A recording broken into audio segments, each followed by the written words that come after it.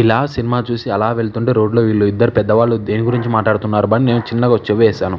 ఏంటా అని చూస్తే నా యూట్యూబ్ ఛానల్ గురించి. చాలా మంది సబ్స్క్రైబ్ చేయకుండా చూస్తున్నారు. ప్రతి ఒక్కరు సబ్స్క్రైబ్ చేసుకోండి అని చెప్తున్నారు మామ.